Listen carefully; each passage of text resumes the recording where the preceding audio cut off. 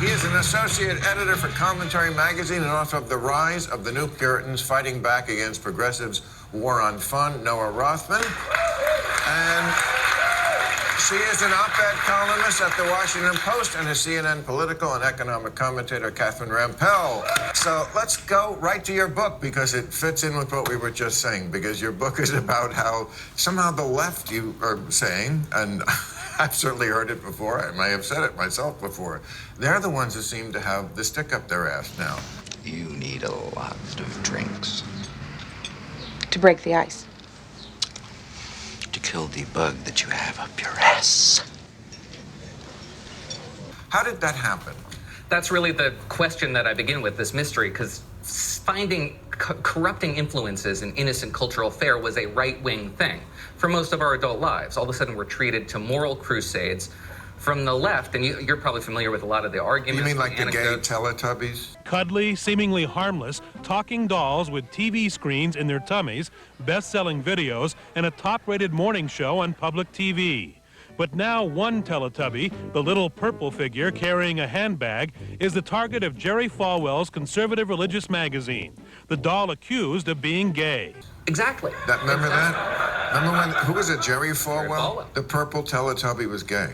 Then it was Tinky Winky's turn to wear the skirt. Yeah, that could that'll corrupt you, corrupt your children, degrade society. Falwell's National Liberty magazine calls the purple Teletubby, named Tinky Winky, a gay role model, damaging to the moral lives of children. We're hearing some more echoes of that today with Disney. I mean, those people are still out there. They are. The right are cultural Right. revanchists. All of a sudden, the left, which emphasized self-gratification, even hedonism, is somehow now decided that they have to emphasize their own moral code, a competing moral code, and re-moralize society. Now the people who promulgate rules for how adults can have sexual relationships, almost like they're the Vatican, are the people who are found on the left, and there's this kind of sexual libertarianism, this libertarianism around our private lives, increasingly found on the right, that also has this transgressive energy that I think has done this generational reversal. You're familiar with all these anecdotes, and rather than survey the landscape of crazy and say, this is all crazy, this applies a moral framework to it to try to tease out the puritanical strains that produced progressivism in mainline Protestant New England and has produced progressivism today that hates idleness. That which isn't contributing to the progressive project, even in innocent cultural stuff, is detracting from that project. Okay, so you're saying if we're not helping, we're hurting? That's generally the outlook. There's virtues to this. Okay. A lot of this is virtuous conduct. If you're a conservative, for example, watching progressives rediscover the idea that when you're in a room with men and women who are single and it's bathed in alcohol, socially destabilizing things can happen. This is a value that conservatives have understood since time immemorial. That was not a progressive leftist, left-wing value during the sexual revolution during the 90s, even the early 2000s. It is now? It is today, increasingly. I don't know. We just had a vice president who couldn't be alone in a room with a woman without his wife named Mother That's there. That's what I thought. Right. I don't know. I take your point. I don't want to be scolded by left or right, but I'm still much more worried about, original recipe Puritans. Perceived by the gay community out there as something good for them. Than left-wing Puritans, particularly the ones who have power. I'm not, because those people never affected my life. I didn't care about the gay Teletubby when Jerry Falwell attacked it. I'm not into the Teletubbies. Sorry, who controls the Supreme Court right now? I want to see the Jamie Foxx movie.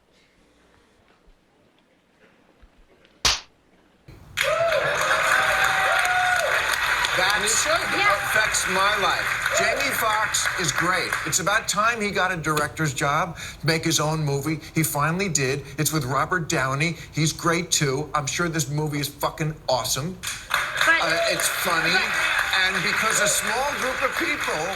It's your opinion. You think, I heard someone on TMZ say, well, the movie looks bad. It doesn't. It looks fucking great. Yeah, but I agree. And why should your opinion control what I see? I agree, but...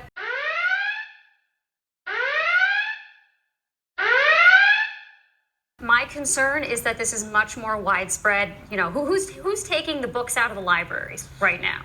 Who's taking out Tommy's Two Mommies and The Diary of Anne Frank? I don't taking go to out the To Kill a library. Mockingbird? Who's taking out the K? I mean, this is a Right. bipartisan phenomenon now. Where I it agree wasn't with before. that. And to BJ's point, which is very relevant, is there's an element of condescension here. Who has power in the commanding heights of culture? It's not the right.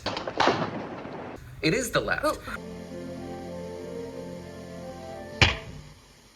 And it's they who have a condescending view of their Who has a majority audience. of the Supreme Court who can actually The Supreme exert Court this power? doesn't make movies. Okay, but the Supreme, I mean, Orwell had it a little wrong. It's not the government that's Big Brother. It's social media.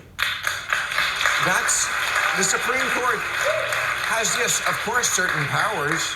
I mean, obviously. Well, they're restricting people from having sex right now, effectively. Well, they're restricting abortion. I don't think they're restricting sex quite yet. I mean, states are going to carry that through to restricting contraception access. Well, we hope not. Possibly, yes. There's all sorts of nuts who want to do all sorts of things. Let's stick to what's really happening. We have taken away abortion rights. That's right. Okay.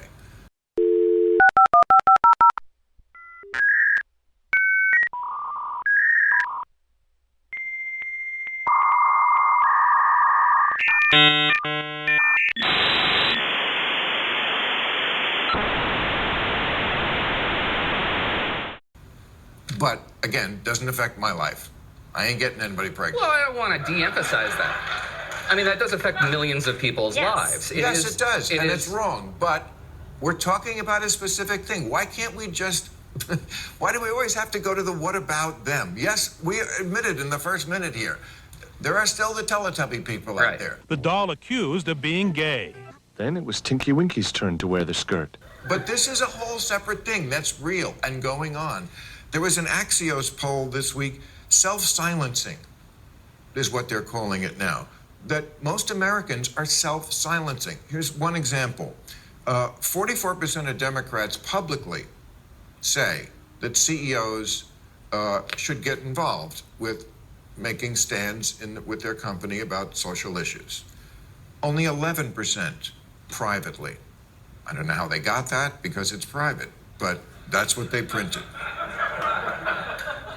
Okay, this kind of gap is not good for a country where there's this quiet resentment brewing. And you're right, there's probably more important things going on the right that are actually scarier, but emotionally, these kind of things affect us. It's obnoxious to be told what you can see and think.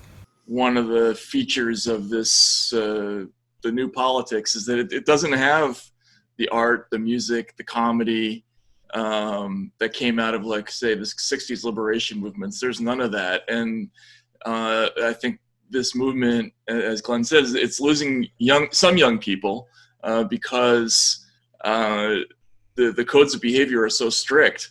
And that tendency to be the person who is constantly policing the speech of everybody else in the group. Again, that used to be the conservative in the room a long time ago, and that was why a lot of us became political liberals, right? If we remember Tipper Gore and the PMRC, right, or the bands of NWA.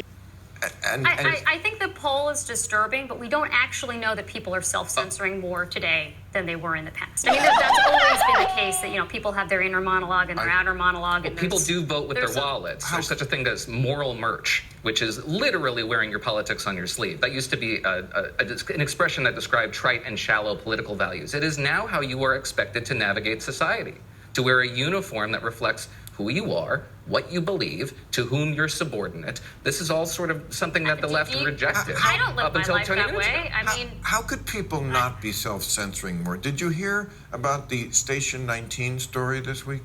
Okay, if you don't know what this is, I did not.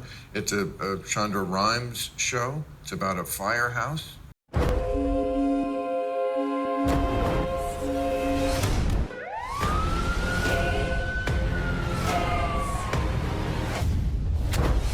Station 19 returns this January to ABC.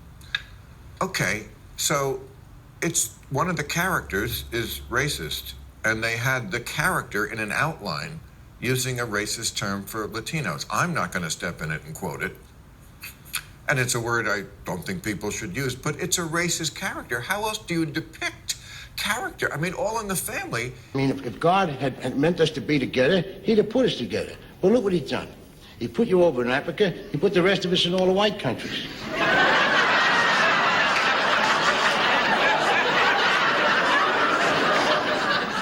Well, you must have told him where we were, because somebody came and got it.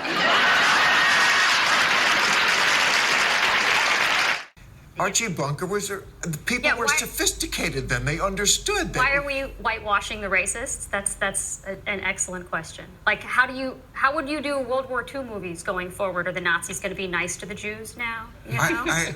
It's like you have to portray the ugliness. But wait a second. So they closed the whole show down because of a single word spoken by a character, not one of the writing staff, a character. And here's this.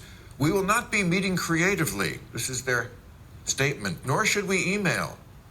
We will not proceed with business as usual until the recent harm and systemic issues have been addressed and healing has begun, and close the building. Like it was a reactor leak.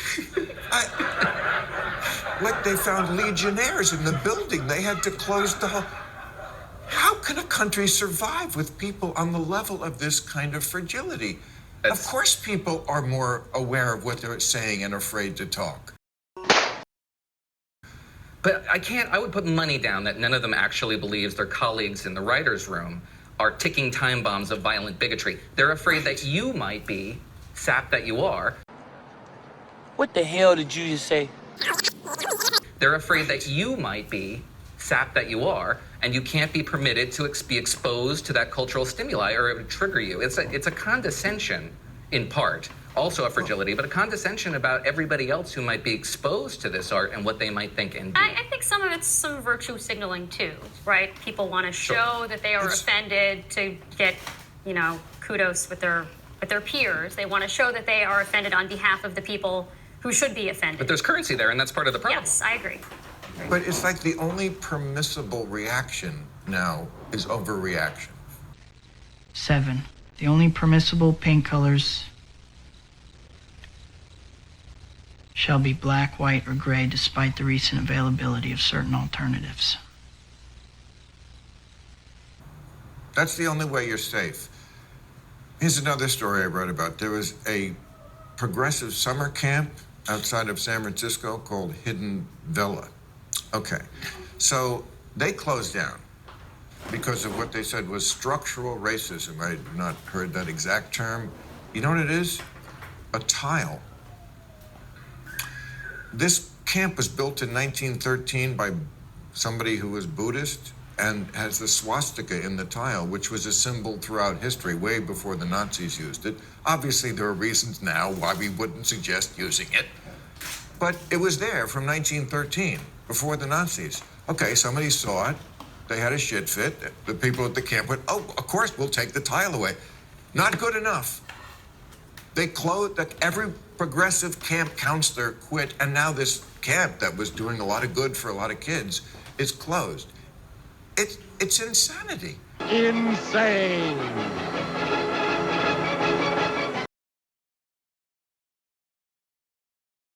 Or it's how you communicate your zeal for the cause, or about that. That's and then what I Rise of the New Puritans. You're promoting yourself as being most committed by cutting off not only your enjoyment but other people's enjoyment. You're contorting yourself most zealously for the cause. And it gets you a lot of points, as Catherine said. It does help you in a social dynamic, but it certainly does deprive us of something enjoyable. Does anybody ever ask these people, who are you actually helping?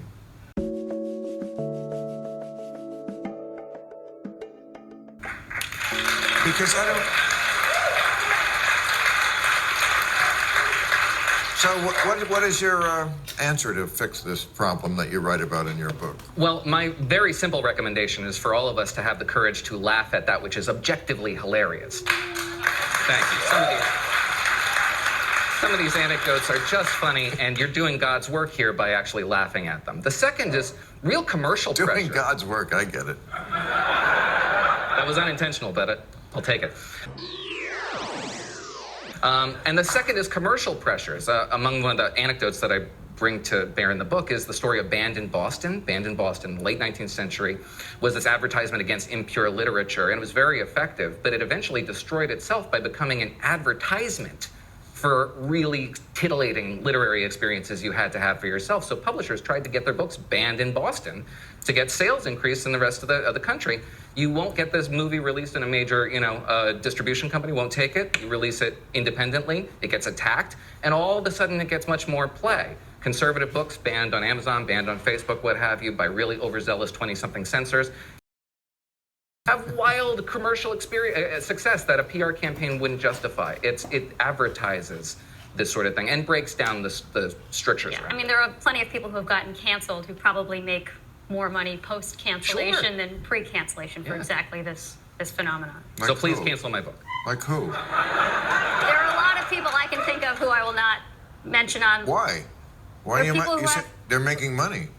Who have speaking careers, who are going around going back to again, this predates exactly 2022, but like a Milo Yiannopoulos. You've spoken out against all these people, like you say you don't hire gay people. Oh no, you can't trust them to show up to work on time. Too much drugs, too much sex, they never show up to work, always making excuses. No. I mean, not as bad as women, but no, I don't hire gays. But you know that's not, I mean... Oh, there we go. But that's just... kidding. You're easy. You're very easy. Very easily triggered. It's pathetic. Well, let's get to that. Right? Like, his career was built on people protesting him, saying that they didn't want him to speak, and college students, interrupting speeches. How does he drum up more business by getting attention? That worked for a time. Yeah, he was last seen, I think, trying to intern for Marjorie And then he did this show, Green. and the next day, they canceled his book contract and his speaking tour. He never worked again. Wow. You're welcome. Okay. You are so, let's say, helped by the fact that liberals just always take the bait. Of course. Now, you're a conservative. I'm a liberal. Well, that's the difference. I don't know if I'm conservative. I mean, I'm a you libertarian. work for Breitbart, and you're a Trump supporter. Well, it's interesting. You're a conservative. It's interesting that the radical gay editorials, saying interesting, provocative things about gays, are now being published by Breitbart. And I don't think really that you can call Trump a traditional conservative. He's not that Republican. No, you're correct about that. So I don't know if that's fair. He's all very dangerous. All I care about is free speech and free expression. I want people to be able to do, and say anything. These days, you're right. That's a conservative. And now, before the next show starts, let's enjoy an intermission. You'll find our snack bar chock full of good things to eat and drink. Tasty, tempting hot dogs, thirst-quenching soft drinks, fresh, crunchy popcorn, a complete assortment of delicious candy, and a full line of cigarettes. All right, so I mentioned in the monologue primary season is winding down. This is where we pick for you kids out there who don't follow politics too closely. It's a lot like sports. You got to win in your conference before you go on to the big game, right? Okay, so this is primary season where we pick the people from each party who then meet in November when we have our big primary midterm election. So I mentioned this too. 85% of the people Trump endorsed won. 151 out of 178. Say what you want about Mr. Evil, but boy, what a politician. I mean, that's impressive. In an evil way, but still impressive.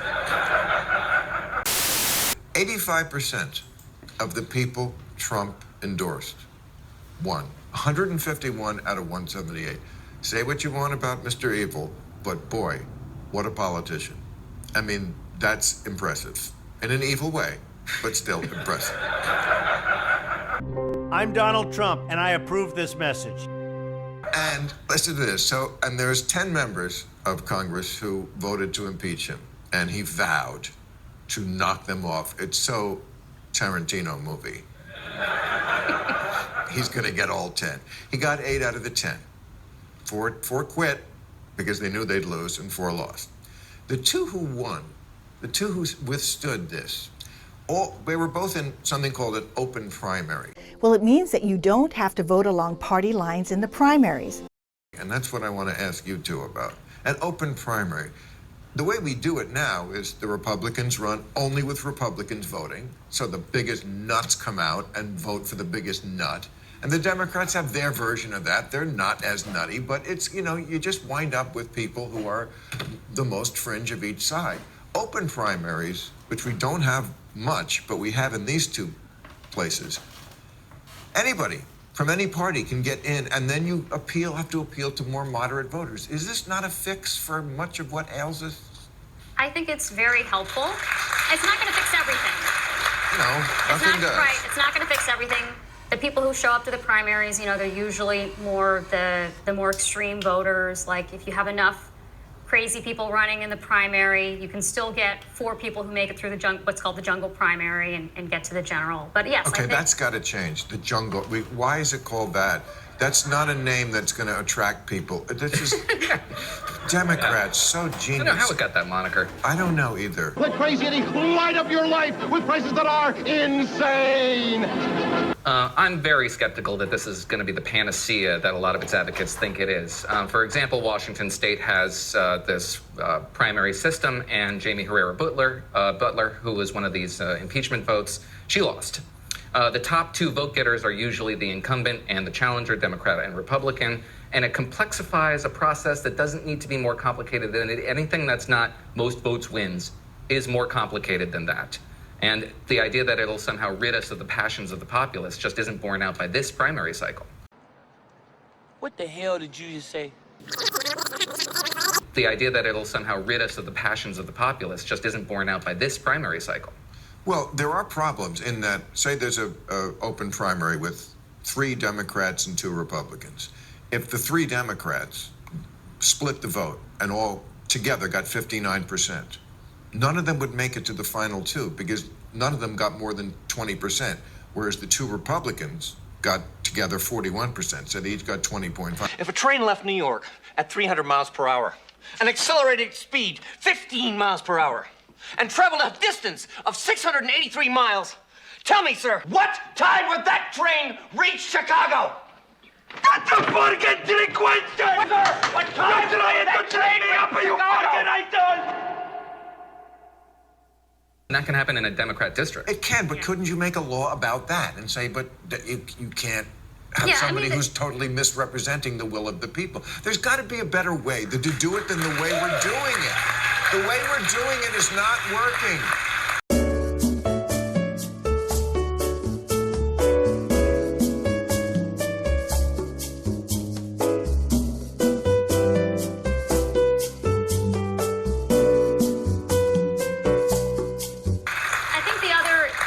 Interesting thing that is the case, like in Alaska, is that in addition to the jungle primary, they're also doing ranked choice voting for the general, which basically means like whoever, if nobody gets a majority of the vote, then the person with the fewest votes, whoever voted for them, whatever they said their second choice was, those votes get reallocated and things like that. And I think that's also really valuable. A lot of states are doing that now. At least we're experimenting. Yeah. Since 1968, the parties have been sacrificing more of their influence over this process and giving it small d democratic reforms that make the voters have much more control over the process, and it's gotten much crazier as a result. Broadening that process, maybe open primaries are part of it, but I also think the parties need to exert a lot more influence than they have been in weeding out bad candidates that maybe appeal to the populace but are otherwise unacceptable to a party that has one goal, and that's to get people elected. What the hell did you just say? I also think the parties need to exert a lot more influence than they have been in weeding out bad candidates that maybe appeal to the populace but are otherwise unacceptable to a party that has one goal, and that's to get people elected. Well, that's not even the goal of the Republican Party.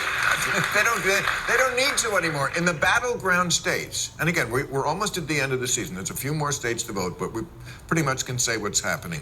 In the battleground states, okay, the ones that are important, people who don't believe Biden won the election, who deny that he won the election, let's call them election deniers.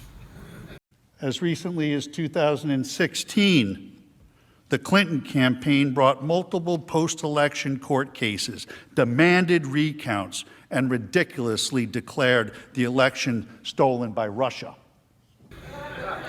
They won 2/3 of the time. Yeah. Problem? Yes, absolutely.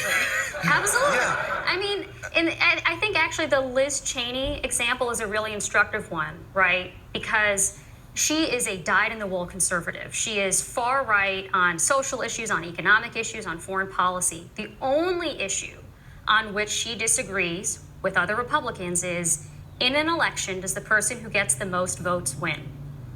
That's the only issue in which she disagrees with the rest of the Republican Party. And the rest of the party is more concerned about, basically protecting Trump's criminal enterprise than protecting, again, small d democracy. The lunatic is in my head. The lunatic is in my head. But what is and that's why you see these other candidates winning in these other races. It's not because they're conservatives. It's not because they're running on conservative platforms. There are no platforms. They're running on Trump.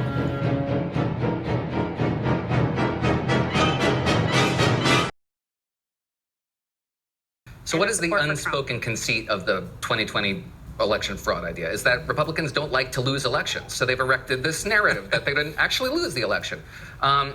We could see a weakening of this a little bit, this hold that Donald Trump and the populist aspect of the Republican Party has over the primary voters. If Republicans leave a lot of races on the table in 2022, there are a bunch, as you said, 85%, a lot of those candidates are really unpalatable to a general electorate. Arizona, Georgia, Ohio. Ohio is competitive. Ohio shouldn't be competitive. Ohio was always competitive. It was known as the bellwether of Trump states. won it by eight points. Okay, but you said was never. It was always not never competitive. It was always the state. Whatever way Ohio went, when I was a kid, it was Missouri. The sun was out 2 minutes ago. Welcome to Missouri. That's way outside the realm of any. Well, Missouri is gone, but not Ohio. Yeah, but so give me Missouri. If Republicans leave a lot of races on the table that could have won, the electability argument gets another look. Do we really think that these people really think that Trump won the election? So the CEO of Facebook, Mark Zuckerberg, just went on the Joe Rogan podcast, and while speaking to Rogan, he admitted that Facebook censored the New York Post's accurate reporting on Hunter Biden's laptop, which of course we all knew. But that Facebook did that because the FBI intervened and told Facebook that that laptop was Russian disinformation. And of course, how would Zuckerberg know? They believe the FBI. Now, keep in mind, the FBI had Hunter Biden's laptop when they said that. They've had it since 2019. So when the FBI told Facebook that on the eve of a presidential election, they knew it was a lie. They interfered in the last presidential election. If ever there was an attack on democracy, it's the country's largest law enforcement agency weighing in a dishonest way 3 weeks before the voting begins. I don't. I think a lot of them do. I don't. I think what they think is, I can't let these crazy people take over the country. Men can't get pregnant, you can't take over the country. That's what they think. That's what they think. There's so much of this insanity that we were talking about a little while ago.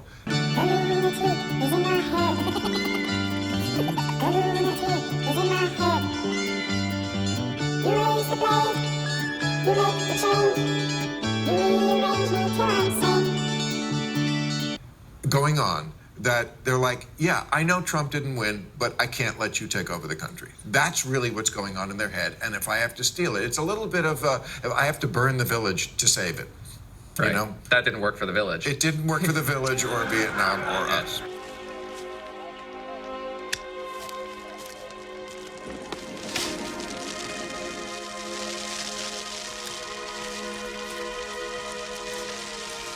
So fear. Yes. I have to destroy democracy to save it, to save America. I think some people are thinking cynically that way. I think there are true believers There's there who actually think. I think most of them live at Mar-a-Lago. Okay. A little bit of news this week. The president signed bills the other day extending statute of limitations for investigating the fraud from the COVID money.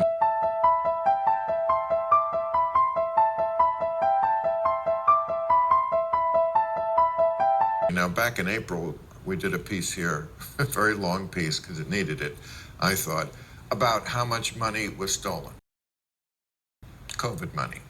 Because we did write checks for, I think, $5.7 trillion when the forever flu hit. Okay, so we can argue about whether that was an appropriate amount. I think it might have been a little high. But what really pisses me off is that so much of it was stolen, and that's what I was talking about in April. Some of these numbers might be a little out of date since then, but unemployment insurance for people, $872 billion went out the door. They estimate maybe up to half was stolen. The PPP. Again, very unfortunate phraseology in that party. That was the Paycheck Protection Program.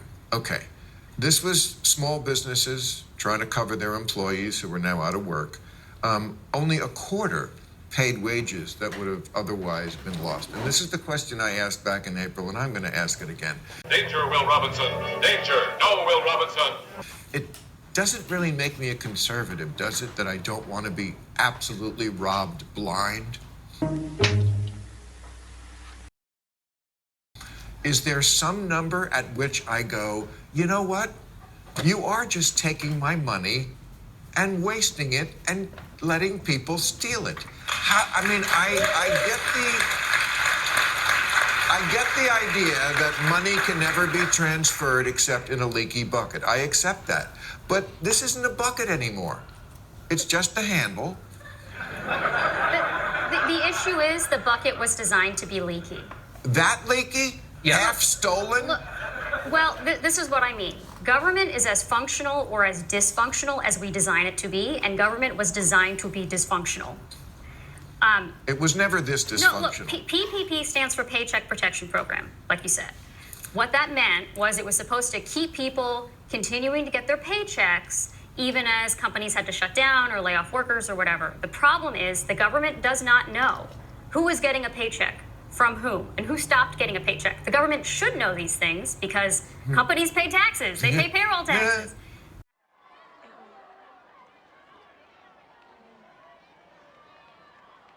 But the problem is, yes, I know. Let me finish.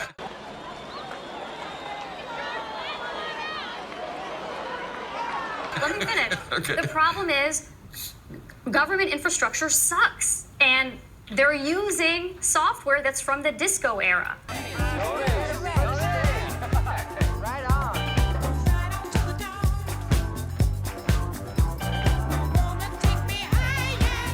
Like, I'm not kidding. I'm not kidding.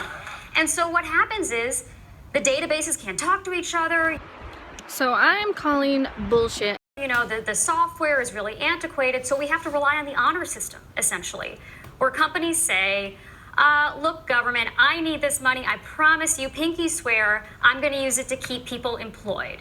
And some of them did, but a lot of them didn't. A lot of them are not real companies. It's we're Americans. I'm sorry, we can't be on the honor system.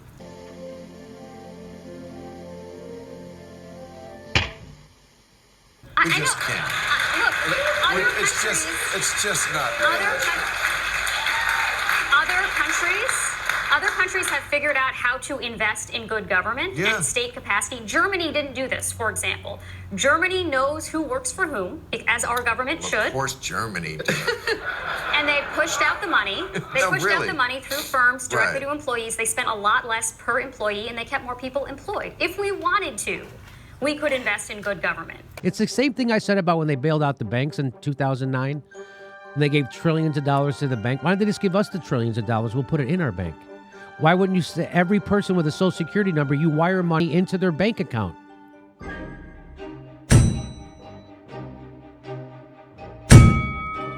But we have systemically decided not to. Partly because it's not sexy to talk about government IT. Okay. And partly because that way, the right. But I thought the Democrats were the good government party. Why don't they do it? I get it that the Republicans want to strangle it in the bathtub. Yeah. But why isn't the other party? And why aren't the Republicans who are supposed to be, we're the mean old man who watch your money, why don't they do their part? Nobody does any of their part that they should do. So, it makes me... I agree. The problem is government is designed to be dysfunctional, and then Republicans point to it and say, aha, it's dysfunctional. It's a terrible advertisement for government. Let's cut their funding so they're more dysfunctional. This is the case with the IRS. It makes me a little less excited about the money they're planning to spend. You can say a lot about the funding that we just gushed out of this country in March of 2020 and then subsequently again in 2021, February 2021. You can't say that the consequences of rushing money out the door with very limited oversight were not anticipated. They were anticipated. We knew that this would be a font of fraud and abuse, and that government would have to come back up and clean it up. Prosecutors, this is the Prosecutor Paycheck Protection Act. And Congress has to engage in oversight here. It's not enough for inspectors general to get engaged and say, well, this agency spent $75 billion on something we don't know where it went. Congress has to go back and conduct its proper role of overseeing its own activities. But the money's gone.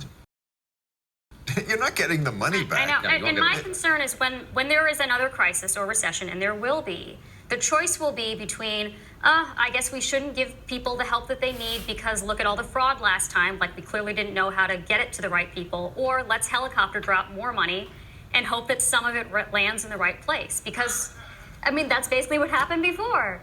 Because how did we get to be this shitty country that we can't do anything? I don't know. Okay, all right. Well, I'm Look, not the happy. investigation into what Americans have very little tolerance for this. The investigation into waste and abuse during World War II made Harry Truman's career. Right. This is the sort of thing that Americans reward. They don't look fondly on people who abuse the urgent crisis. We did used to be able to do it. Okay, thank you, panel. You were great. This is the part where I tell you where all our live shows are, but there aren't any. And then this is why I tell you to join our premium program and get extra content, but nobody's got a fucking job. So just enjoy the video.